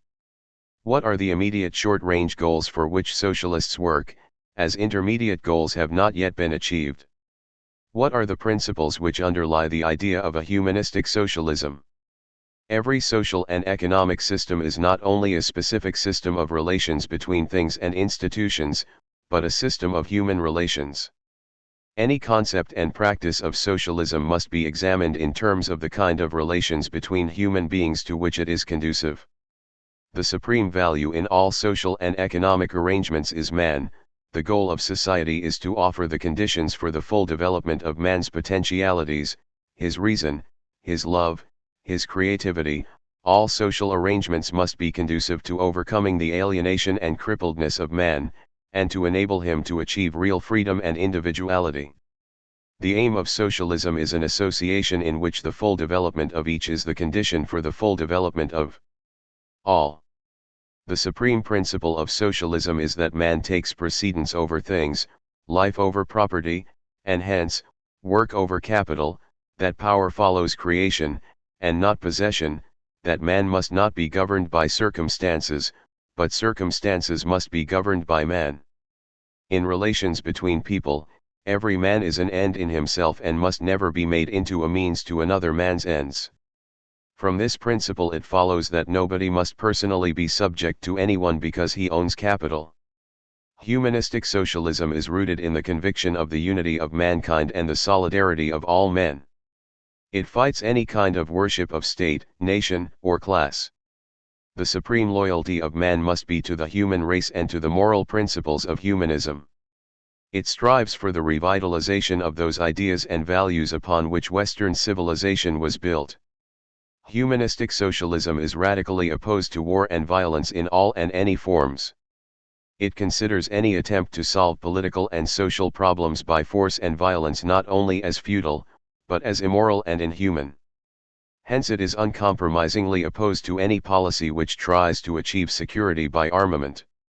It considers peace to be not only the absence of war, but a positive principle of human relations based on free cooperation of all men for the common good.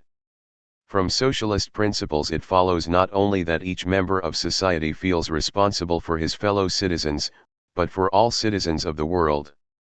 The injustice which lets 2/3 of the human race live in abysmal poverty must be removed by an effort far beyond the ones hitherto made by wealthy nations to help the underdeveloped nations to arrive at a humanly satisfactory economic level.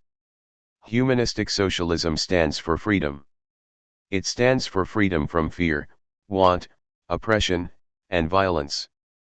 But freedom is not only from, but also freedom to participate actively and responsibly in all decisions concerning the citizen, freedom to develop the individual's human potential to the fullest possible degree.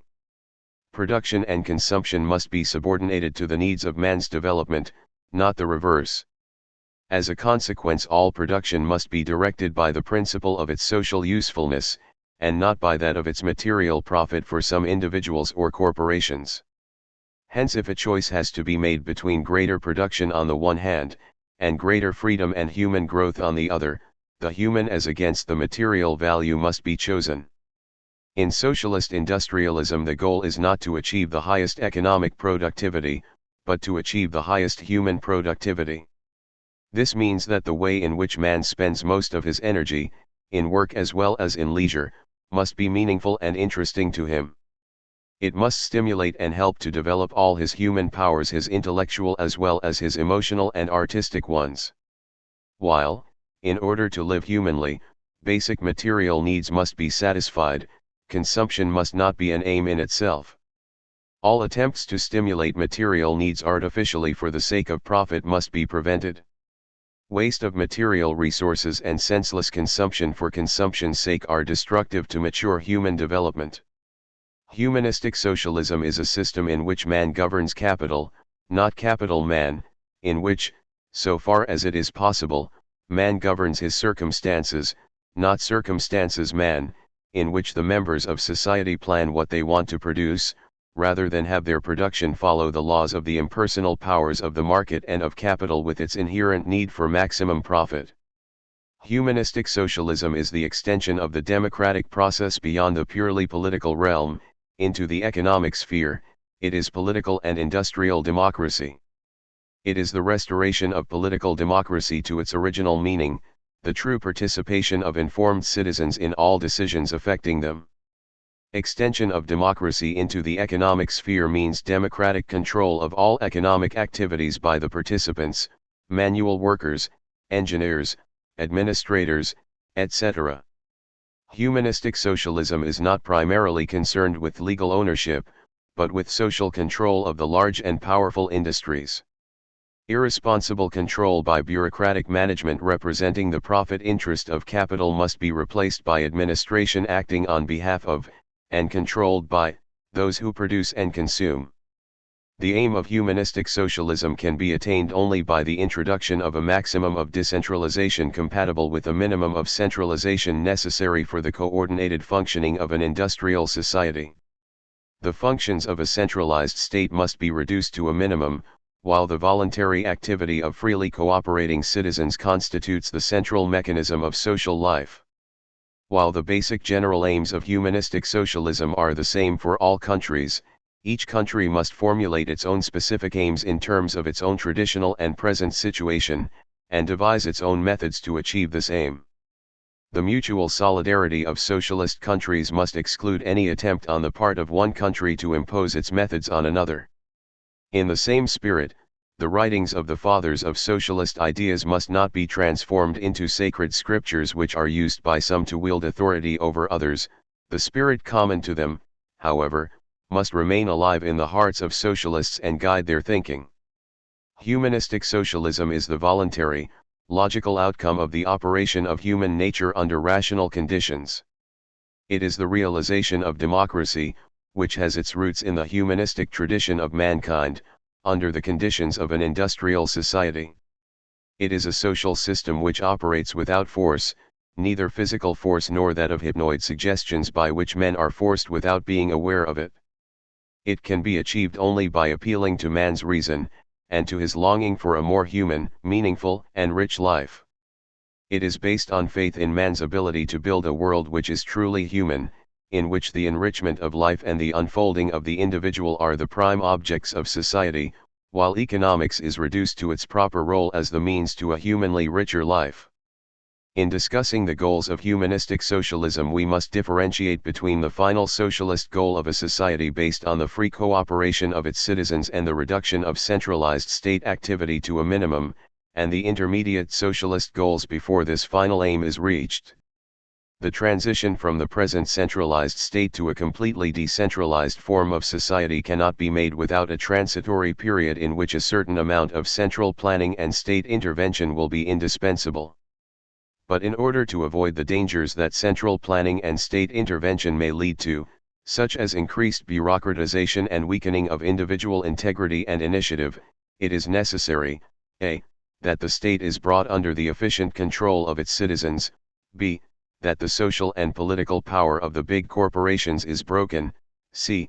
that from the very beginning all forms of decentralized, voluntary associations in production, trade, and local social and cultural activities are promoted.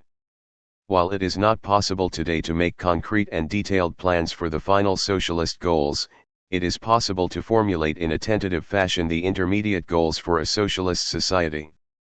But even as far as these intermediate goals are concerned, it will take many years of study and experimentation to arrive at more definite and specific formulations, studies to which the best brains and hearts of the nation must be devoted. Following the principle that social control and not legal ownership is the essential principle of socialism, its first goal is the transformation of all big enterprises in such a way that their administrators are appointed and fully controlled by all participants: workers, clerks, engineers, with the participation of trade union and consumer representatives. These groups constitute the highest authority for every big enterprise. They decide all basic questions of production, price, utilization of profits, etc. The stockholders continue to receive an appropriate compensation for the use of their capital, but have no right of control and administration. The autonomy of an enterprise is restricted by central planning to the extent to which it is necessary to make production serve its social ends. Small enterprises should work on a cooperative basis, and they are to be encouraged by taxation and other means. Inasmuch as they do not work on a cooperative basis, the participants must share in the profits and control the administration on an equal basis with the owner. Certain industries which are of basic importance for the whole of society, such as oil, banking, television, radio, medical, drugs, and transportation, must be nationalized, but the administration of these nationalized industries must follow the same principles of effective control by participants, unions, and consumers. In all fields in which there is a social need but not an adequate existing production, society must finance enterprises which serve these needs. The individual must be protected from fear and the need to submit to anyone's coercion. In order to accomplish this aim, society must provide, free for everyone, the minimum necessities of material existence in food, housing, and clothing. Anyone who has higher aspirations for material comforts will have to work for them, but the minimal necessities of life being guaranteed, no person can have power over anyone on the basis of direct or indirect material coercion. Socialism does not do away with individual property for use. Neither does it require the complete leveling of income. Income should be related to effort and skill. But differences in income should not create such different forms of material life that the life experience of one cannot be shared by, and thus remains alien to, another. The principle of political democracy must be implemented in terms of the 20th century reality. Considering our technical instrumentalities of communication and tabulation, it is possible to reintroduce the principle of the town meeting into contemporary mass society. The forms in which this can be accomplished need study and experimentation. They may consist of the formation of hundreds of thousands of small face-to-face groups, organized along the principle of place of work or place of residence, which would constitute a new type of lower house, sharing decision-making with a centrally elected parliament. Decentralization must strive at putting important decisions into the hands of the inhabitants of small, local areas which are still subject to the fundamental principles which govern the life of the whole society. But whichever forms are to be found, the essential principle is that the democratic process is transformed into one in which well-informed and responsible citizens, not automatized mass men, controlled by the methods of hypnoid mass suggestion, express their will. Not only in the sphere of political decisions, but with regard to all decisions and arrangements, the grip of the bureaucracy must be broken in order to restore freedom. Aside from decisions which filter down from above, activity in all spheres of life on the grassroots level must be developed which can filter up from below to the top.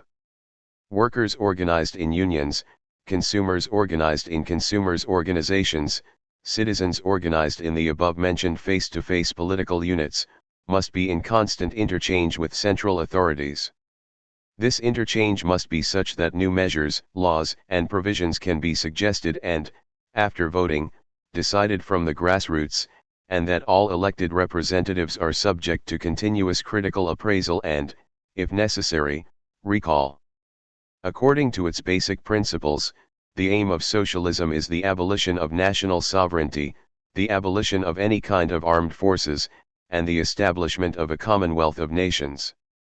In the sphere of education, the main aims are those of helping to develop the critical powers of the individual and to provide a basis for the creative expression of his personality. In other words, to nurture free men who will be immune to manipulation and to the exploitation of their suggestibility for the pleasure and profit of others. Knowledge should not be a mere mass of information, but the rational means of understanding the underlying forces that determine material and human processes. Education should embrace not only reason but the arts. Capitalism, as it has produced alienation, has divorced and debased both man's scientific understanding and his aesthetic perception. The aim of socialist education is to restore man to the full and free exercise of both.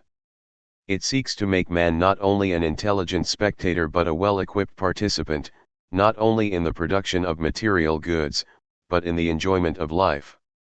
To offset the dangers of alienated intellectualization, factual and theoretical instruction shall be supplemented by training in manual work and in the creative arts, combining the two in craftsmanship, the production of useful objects of art, in primary and secondary education. Each adolescent must have had the experience of producing something valuable with his own hands and skills. The principle of irrational authority based on power and exploitation must be replaced, not by a laissez-faire attitude, but by an authority which is based on the competence of knowledge and skill, not on intimidation, force, or suggestion. Socialist education must arrive at a new concept of rational authority which differs both from irrational authoritarianism and from an unprincipled laissez-faire attitude.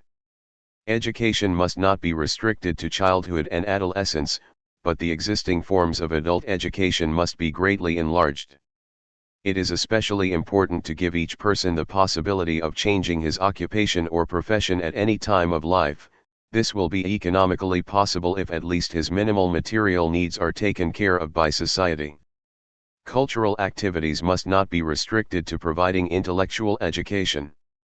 All forms of artistic expression, through music, dance, drama, painting, sculpture, architecture, etc., are of paramount importance for the human development of man.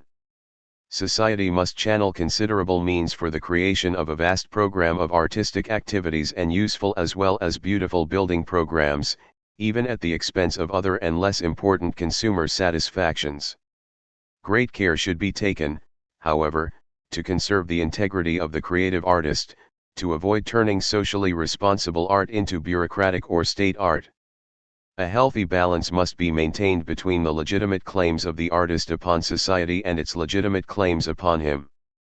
Socialism seeks to narrow the gap between the producer and the consumer in the realm of art and seeks ultimately to eliminate this distinction so far as possible by creating optimum conditions for the flourishing of every individual's creative potentialities. But it holds up no preconceived pattern and recognizes that this is a problem that will require much more study than has been given to it up till now. Complete equality of races and sexes is a matter of course for a socialist society. This equality, however, does not imply sameness, and every effort must be made to permit the fullest development of the gifts and talents peculiar to each racial and national group, as well as to the two sexes. Freedom of religious activities must be guaranteed, together with the complete separation of state and church. The foregoing program is meant to serve as a guide to the principles and goals of socialism. Its concrete and detailed formulation requires a great deal of discussion. To conduct this discussion and to arrive at concrete and detailed suggestions is one of the main tasks of a socialist party.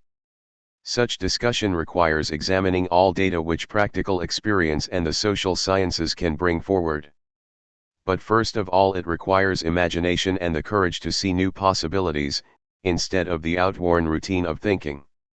Quite aside from this, it will take considerable time until the majority of the people in the United States will be convinced of the validity of socialist principles and goals.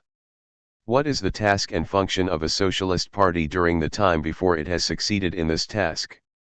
The SPSDF, Socialist Party Social Democratic Federation, must embody in its own structure and activities the very principles it stands for, it must not only strive for the achievement of socialism in the future, but must begin with its realization in its own midst immediately. Hence the SPSDF must not try to convince the people of its program by appeal to irrational emotions, hypnoid suggestions, or attractive personalities, but by the realism, correctness, and penetration of its analysis of economic, social, political, and human situations. The SPSDF must become the moral and intellectual conscience of the United States and divulge its analyses and judgments in the widest possible manner. The conduct of activities of the SPSDF must follow its principles in the sense of the optimum of decentralization and the active, responsible participation of its members in discussions and decisions. It must also give full scope to the expression and divulgence of minority opinions. The socialist program cannot be a fixed plan, but must grow and develop through the continuous activity, effort, and concern of the members of the party. The SPSDF thus must be different from other political parties, not only in its program and ideals, but in its very structure and way of functioning. It must become a spiritual and social home for all its members who are united in the spirit of humanistic realism and sanity, and by the solidarity of the common concern for and the common faith in man and his future. The SPSDF must develop an extensive educational campaign among workers, students, professionals, and members of all social classes who can be expected to have a potential understanding for socialist criticism and socialist ideals. The SPSDF cannot expect to gain victory in a short time.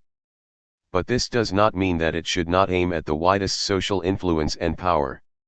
It must strive to gain the allegiance of an ever-increasing number of people who, through the party, make their voices heard within the United States and throughout the whole world. The SPSDF is rooted in the humanistic tradition of socialism. It strives for the transformation of the traditional socialist goals to fit the conditions of 20th century society as a condition for their realization.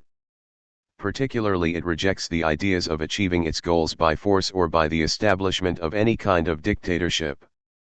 Its only weapons are the realism of its ideas, the fact that they appeal to the true needs of man, and the enthusiastic allegiance which those citizens will give it who have seen through the fictions and delusions which fill the minds of people today, and who have faith in a richer, fuller life. It is not enough that the members of the SPSDF believe in a common ideal. Such faith becomes empty and sterile if it is not translated into action. The life of the party must be organized in such a manner that it offers ample and varied possibility for every member to translate his concern into meaningful and immediate action. How can this be done?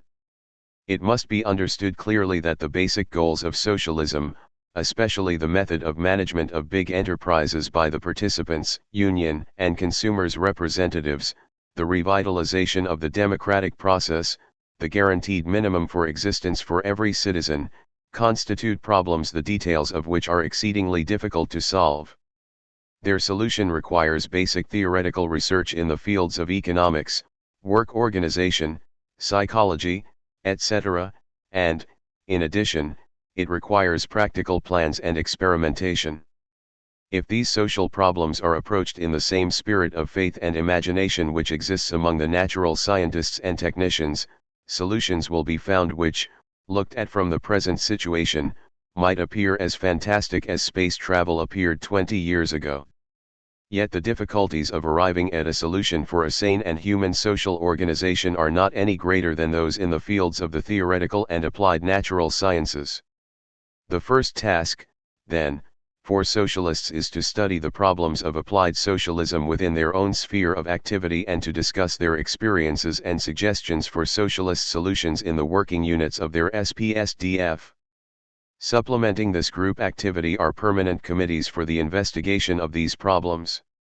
These committees will be composed of specialists in the various fields of economics, sociology, psychology, foreign policy, etc. The committees of investigation and the working units will be in close mutual contact, exchanging their ideas and experiences, and thus stimulating each other. But the activities of the members of the SPSDF must not be restricted to imaginative thinking and planning. Beyond this, immediate and concrete action is necessary. It is important that each member demonstrates the socialist way of life in his or her place of work, wherever it may be, in factories, offices, schools, laboratories, hospitals, etc. Each member must demonstrate the socialist way of approaching problems by his own way of dealing with them and by stimulating others. It is especially important that the members of the SPSDF who are union members work actively for greater member activity and participation in the life of the trade unions.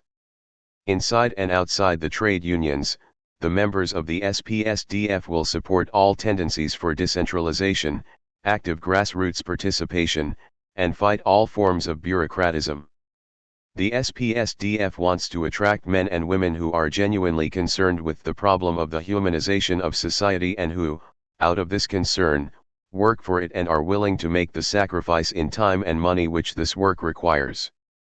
Although the SPSDF has its center in the fundamental goals of its programs, it will participate actively in the furtherance of all immediate political aims which are of importance for the progressive development of our society. It will cooperate with all political groupings and individuals that sincerely strive for the same aims. Among these aims are, in particular, a sane foreign policy, based on a realistic appreciation of the given facts of political life, a policy which seeks reasonable compromise and realizes that war can be averted only if the two power blocs accept their present economic and political positions and renounce every attempt to change them by force. Fight against the idea that our security can be gained by armaments. The only way to avoid total destruction lies in total disarmament. This implies that disarmament negotiations must not be used to prevent real disarmament, but that we must be willing to take risks in the attempt to achieve it. A program of economic aid to underdeveloped countries on an immensely larger scale than our present one, and at the cost of considerable sacrifice on the part of our citizens for the accomplishment of such a program. We advocate a policy which does not serve the interests of American capital investments in foreign countries and does not involve United States foreign policy in indirect interference with the independence of small nations. Strengthening of the United Nations and of all efforts to use its assistance in the solving of international disputes and in large-scale foreign aid. Support of all measures to raise the standard of living of that part of our population which is still living below the material standard of the majority. This applies to poverty caused by economic as well as by regional and racial factors. Support of all efforts for decentralization and grassroots activities. This implies support of all attempts to curb irresponsible power in corporate, governmental, and union bureaucracy. Support of all measures for social security which lead to immediate relief in distress situations caused by unemployment, sickness, and old age. Support of all measures in the direction of socialized medicine, with the understanding that the free choice of doctors and a high level of medical services must be upheld. Economic measures which lead to the full use of our agricultural productive capacity and our surplus, nationally and internationally. Support of measures to set up an economic commission consisting of representatives of industry, commerce, trade unions, economists, and consumer representatives. This commission should be charged with undertaking a regular examination of the needs of our economy and developing overall plans for changes in the interest of the nation as a whole. Its most immediate task would be to discuss and propose plans for the change from armaments to peace production. The reports of this commission, including minority reports, should be published and distributed widely. Similar commissions should be convoced in the field of foreign policy, culture, and education. The members of these commissions should represent wide sectors of the population, and consist of men whose knowledge and integrity are generally recognized. Vast governmental expenditures for housing, road building, and hospital construction, and for cultural activities such as music, theater, dance, and art. Given the wealth of the United States, we can begin to experiment socially. State-owned enterprises must be organized in which various forms of workers' participation in management are tried out. In industries of basic social importance, the government must organize yardstick enterprises, which compete with private industry and in this way force it to raise its standards. This must be done first of all in the field of radio, television, and movies, and in other fields if desirable. Efforts must be made to begin with a program of workers' participation in the management of the big corporations.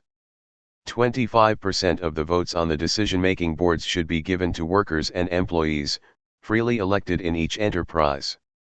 The influence of the unions must be strengthened, not only with regard to the problems of wages, but also with regard to their influence on problems of working conditions, etc. Simultaneously, a process of democratization within the unions must be furthered with all energy. All attempts must be supported which aim at the restriction of hypnoid suggestion in commercial and political propaganda. We are aware that the above-mentioned program refers mainly to industrialized countries like those of North America and Europe. For all other countries, the program must vary according to their specific conditions. However, the general principles underlying this program, that of production for social use, the strengthening of an effective democratic process, industrially as well as politically, are valid for all countries. We appeal to every citizen to feel his responsibility for his life, that of his children and that of the whole human family. Man is on the verge of the most crucial choice he has ever made, whether to use his skill and brain to create a world which can be, if not a paradise, at least a place for the fullest realization of man's potentialities, a world of joy and creativity, or a world which will destroy itself either with atomic bombs or through boredom and emptiness. Indeed, socialism differs from other party programs in that it has a vision, an ideal for a better, more human society than the present one. Socialism does not want only to improve this or that defect of capitalism, it wants to accomplish something which does not yet exist. It aims at a goal which transcends the given empirical social reality, yet which is based on a real potentiality. Socialists have a vision and say, this is what we want, this is what we strive for. It is not the absolute and the final form of life, but it is a much better, more human form of life. It is the realization of the ideals of humanism which have inspired the greatest achievements of Western and Eastern culture. Many will say that people do not want ideals, that they do not want to go beyond the frame of reference in which they live. We socialists say that this is not true. On the contrary, people have a deep longing for something they can work for and have faith in.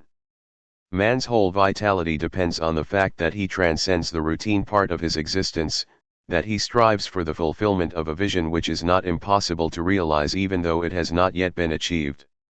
If he has no chance to strive for a rational, humanistic vision, he will eventually, worn out and depressed by the boredom of his life, fall prey to the irrational satanic visions of dictators and demagogues. It is exactly the weakness of contemporary society that it offers no ideals, that it demands no faith, that it has no vision except that of more of the same. We socialists are not ashamed to confess that we have a deep faith in man and in a vision of a new, human form of society. We appeal to the faith, hope and imagination of our fellow citizens to join us in this vision and in the attempt to realize it.